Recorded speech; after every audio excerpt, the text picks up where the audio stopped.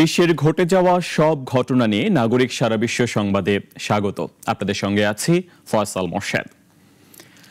বাংলাদেশি পরিচয়পত্র ও পাসপোর্ট নিয়ে নতুন করে বিতর্কে জড়ালেন যুক্তরাজ্যের লেবার পার্টির এমপি টিউলিপ সিদ্দিক। বিষয়টি এখন লেবার পার্টির জন্য নতুন সংকট তৈরি করেছে। তবে টিউলিপের আইনজীবীরা বলছেন, ঢাকার কর্তৃপক্ষ ভুয়া কাগজপত্র ব্যবহার করে তাকে দুর্নীতিগ্রস্ত প্রমাণের চেষ্টা করছে। টিউলিপের একটি বাংলাদেশি পাসপোর্ট ও জাতীয় পরিচয়পত্র রয়েছে, এমন খবর প্রকাশ করে প্রভাবশালী ব্রিটিশ গণমাধ্যম দ্য টাইমস। কিন্তু টিউলিপের আগের বক্তব্যের সঙ্গে এর মিল নেই, তাই এই নিয়ে চলছে বিতর্ক। যুক্তরাজ্যের ক্ষমতাসীন লেবার পার্টির সংসদ সদস্য টিউলিপ সিদ্দিক অভিযোগ করেছেন, বাংলাদেশের কর্তৃপক্ষ ভুয়া কাগজপত্র ব্যবহার করে তার বিরুদ্ধে অপপ্রচার চালাচ্ছে। দাবি করা হচ্ছে, এসব নথি জাল করে তাকে দুর্নীতিগ্রস্ত প্রমাণের চেষ্টা চলছে। দ্য টাইমসের পাওয়া নথিতে দেখা যায়, 2001 সালে মাত্র 19 বছর বয়সে তিনি বাংলাদেশি পাসপোর্ট পান এবং 2011 সালে জাতীয় পরিচয়পত্র গ্রহণ করেন। এমনকি একই বছরে ঢাকার আগারগাঁও কার্যালয়ে পাসপোর্ট নবায়নের জন্য আবেদন করেছিলেন বলেও দাবি করা হচ্ছে। তবে টিউলিপের সহযোগীরা নথিগুলোকে নানান অসঙ্গতি তুলে ধরেছে। তাদের প্রশ্ন, কেন পরিচয়পত্রটি নতুন স্মার্ট কার্ড ফরম্যাটে নয়, যা সহজে যাচাই করা যেত। এমনকি নথিতে টিউলিপের ঠিকানা হিসেবে দেখানো হয়েছে বাংলাদেশের সাবেক প্রধানমন্ত্রী শেখ হাসিনার মালিকানাধীন ঢাকার একটি বাড়ি। টিউলিপের ঘনিষ্ঠ সূত্র জোর দিয়ে বলছে, তিনি কখনো ঢাকায় থাকেননি এবং জাতীয় পরিচয়পত্রও নেননি। এদিকে আশঙ্কা করা হচ্ছে, এসব নথি টিউলিপের বিরুদ্ধে চলমান একটি দুর্নীতির মামলায় ব্যবহার করা হতে পারে। মামলার অভিযোগ, খালার প্রভাব খাটিয়ে তিনি পরিবারের সদস্যদের জন্য প্লট বরাদ্দ নিয়েছেন। বিষয়টি এখন লেবার পার্টির জন্য নতুন সংকট তৈরি করেছে। ব্রিটিশ দৈনিক এক্সপ্রেস লিখেছে, এমপি টিউলিপ সিদ্দিক বাংলাদেশি নাগরিকত্ব নিয়ে মিথ্যা বলার অভিযোগে প্রধানমন্ত্রীর জন্য নতুন দুঃস্বপ্ন হয়ে উঠেছেন। ইরতিফা রহমান, নাগরিক টেলিভিশন। যুক্তরাষ্ট্রে বেকারত্ব কমাতে চায় ট্রাম্প প্রশাসন। তারা মনে করেন, বিদেশি দক্ষ কর্মীরা এসে চাকরির বাজার নষ্ট করছে। তাই H-1B ভিসার ফি বাড়িয়ে 1 লাফে $1,500 থেকে $1 লাখ করা হয়েছে। অভিবাসন নিয়ন্ত্রণে এই পদক্ষেপে ভারতীয় কর্মীরা সবচেয়ে বেশি ক্ষতিগ্রস্ত হবেন বলে মনে করা হচ্ছে। যুক্তরাষ্ট্রে অভিবাসী কর্মীদের জন্য চালু থাকা জনপ্রিয় H-1B ভিসার বার্ষিক ফি বাড়ানো হলো 1 লাফে 65 গুণ। $1 লাখ গুনতে হবে এই ভিসার জন্য।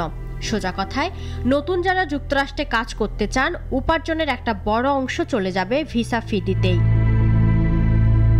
ট্রাম্প প্রশাসনের বার্তা পরিষ্কার, নিজেদের বিশ্ববিদ্যালয়ের শিক্ষার্থীদের চাকরি দিন অথবা মার্কিন নাগরিকদের প্রশিক্ষিত করুন। বাইরের লোকজনকে চাকরি কেড়ে নিতে দেয়া হবে না।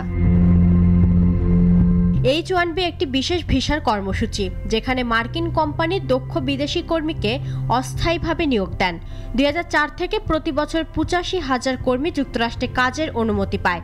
বিজ্ঞান, তথ্য প্রযুক্তি, প্রকৌশল ও ব্যবসার দক্ষ কর্মীরা দেশটিতে থিতু হন। আমাজন, মাইক্রোসফট, মেটা, অ্যাপল আর গুগলের মতো প্রযুক্তির জায়ান্টরা এই ভিসার সবচেয়ে বড় সুবিধাভোগী। মাইক্রোসফটের সিইও সত্য নাদেলা, গুগলে আছেন সুন্দর পিচাই, টুইটারে ছিলেন পরাগ আগারওয়াল। নতুন সিদ্ধান্তে দেশ হিসেবে ভারতীয়রাই সবচেয়ে বেশি ক্ষতিগ্রস্ত হবেন। 2000 থেকে 2019 সাল পর্যন্ত বিদেশি স্টেম কর্মী 44.5% বেড়েছে। এখন যুক্তরাষ্ট্রে 71% ভারতীয়, 11.7% চীনা এবং 18.3% অন্যান্য দেশের কর্মী আছেন। তবে অনেকেই বলছেন, এই সিদ্ধান্তের ফলে আমেরিকায় শিক্ষা গবেষণায় খরা আসতে চলেছে। একই সঙ্গে গতি আসবে ভারতে উদ্ভাবনে। গবেষণা, উদ্ভাবন, স্টার্টআপ, পেমেন্টের ঢেউ চলে আসবে ভারতের দিকে। ইফফাত আরা মিথিলা, নাগরিক। ভারতে আইফোন 17 বিক্রি শুরু হয়েছে। আর বিক্রির প্রথম দিনই মুম্বাই, দিল্লি ও বেঙ্গালুরুর অ্যাপল স্টোরে দেখা গেছে ক্রেতাদের উপচে পড়া ভিড়, ধাক্কাধাক্কি আর বিশৃঙ্খলা। নতুন আইফোন হাতে নিতে আগ্রহীদের রাতভর অপেক্ষার চিত্র নজর কেড়েছে। ভারতে আইফোন 17 বিক্রির প্রথম দিনেই উৎসবের আমেজ। তবে মুম্বাইয়ের অ্যাপেল স্টোরে সেই আমেজই রূপ নিয়েছে ধাক্কাধাক্কি আর হাতাহাতিতে। শুক্রবার সকালে বান্দ্রা কুর্লা কমপ্লেক্সে অবস্থিত স্টোরের বাইরে ভোর থেকে ভিড় জমাতে থাকেন হাজারো ক্রেতা। নিরাপত্তা শিথিল থাকায় মাঝখানে ঢুকে পড়েন অনেকেই, তাতেই উত্তেজনা ছড়িয়ে পড়ে। শুধু মুম্বাই নয়, রাজধানী দিল্লি ও প্রযুক্তি নগরী বেঙ্গালুরুর অ্যাপল স্টোরগুলোর সামনেও একই চিত্র। দিল্লির সাকেত মলে ক্রেতারা রাতভর অপেক্ষা করেছেন যেন সকালেই হাতে পান নতুন ডিভাইস। আহমেদাবাদ থেকে আসা এক ক্রেতা জানান, লাইনে ঘন্টার পর ঘন্টা দাঁড়িয়ে থেকেও অনেকে সুযোগ পাননি। অ্যাপল এবার বাজারে এনেছে আইফোন 17, 17 প্রো, 17 প্রো ম্যাক্স আর নতুন আইফোন ইয়ার। প্রো মডেলে থাকছে অ্যালুমিনিয়াম বডি, সবচেয়ে বড় ব্যাটারি এবং নতুন ফুল উইথ ক্যামেরা প্লাটো। এগুলো উন্মোচিত হয়েছিল 9 সেপ্টেম্বর অ্যাপলের ওয়েবসাইট ও ইউটিউবের লাইভ ইভেন্টে। বিশেষজ্ঞরা বলছেন, ভারতে আইফোন 17-এর এই ক্রেজ অ্যাপলের ক্রমবর্ধমান বাজার ও স্থানীয় উৎপাদনের ফল। তবে প্রথম দিনের বিশৃঙ্খলা নিরাপত্তা ব্যবস্থার দুর্বলতাকেই চোখে আঙুল দিয়ে দেখিয়ে দিল। নতুন আইফোন ঘিরে উন্মাদনা ভারতের তরুণ সমাজে অ্যাপলের বাড়তে থাকা প্রভাবেরও ইঙ্গিত বহন করে। ইশরাত জাহান, নাগরিক। বিশ্বের সবচাইতে দ্রুতগম প্রাণী হচ্ছে চিতা, আর এই দুই প্রজাতির একটির বাস আফ্রিকায়। আর ইরানে মাত্র 10 থেকে 12টি এশিয়াটিক চিতা টিকে রয়েছে। ভারতের মাত্র 7 দশক আগে বিলুপ্ত হয় চিতা। তবে দেশটির কোনো জাতীয় উদ্যানে আফ্রিকার নামিবিয়া থেকে আনা চিতাদের বংশবিস্তারও ঘটেছে।